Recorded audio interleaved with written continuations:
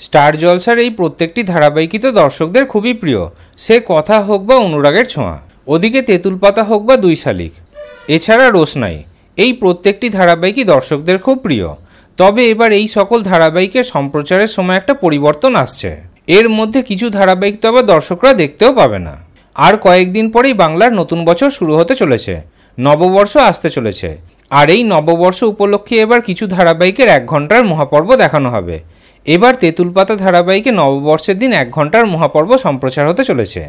আগামী 15ই এপ্রিল মঙ্গলবার দিন নববর্ষ, আর সেদিন তেঁতুল পাতা ধারাবাহিকটি দর্শকরা 5:30 থেকে 6:30 অবধি দেখতে পাবে, পুরো 1 ঘন্টা দেখতে পাবে। সেদিন তেঁতুল পাতা ধারাবাহিকে অনেক জনপ্রিয় তারকারা আসবেন, সাথে কথা ধারাবাহিকের কথায়বিও আসতে চলেছে।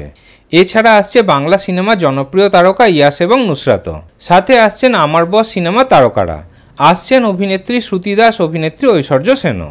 আর সেদিন তেঁতুল পাতা ধারাবাহিকের 1 ঘন্টার মহাপর্ব সম্প্রচার হওয়ার কারণেই দুই শালিক ধারাবাহিকটি সেদিন মানে 15ই এপ্রিল সম্প্রচার হবে না। একদিকে যেমন দুই শালিক ধারাবাহিকে দর্শকদের জন্য খারাপ খবর, তেমনি আবার কথা ধারাবাহিকে দর্শকদের জন্য তো খুবই আনন্দের খবর, কারণ সেদিন কথা ধারাবাহিকের দর্শকরা কথায়বিকে তেঁতুল পাতা ধারাবাহিকেও দেখতে পাবে 5:30 থেকে 6:30 অবধি, আবার সন্ধ্যে 7টার সময় কথা ধারাবাহিকেও দেখতে পাবে। ওদিকে পয়লা বৈশাখের দিন মানে 15ই এপ্রিল অনুরাগের ছোঁয়া ধারাবাহিকেরও 1 ঘন্টার মহাপর্ব সম্প্রচার হতে চলেছে, রাত 9:30 থেকে 10:30 অবধি। সেই কারণে সেদিন 10টার সময় সম্প্রচার হওয়া রোশনাই ধারাবাহিকটি দর্শকরা দেখতে পাবে না। তাহলে 15ই এপ্রিল নববর্ষের দিন তেঁতুল পাতা এবং অনুরাগের ছোঁয়া ধারাবাহিকের 1 ঘন্টার মহাপর্ব সম্প্রচার হওয়ার কারণেই সেদিন দুই শালিক এবং রোশনাই ধারাবাহিকটি সম্প্রচার হবে না। তাহলে এই পুরো বিষয়ে আপনাদের কি মতামত কমেন্টে অবশ্যই জানাবেন।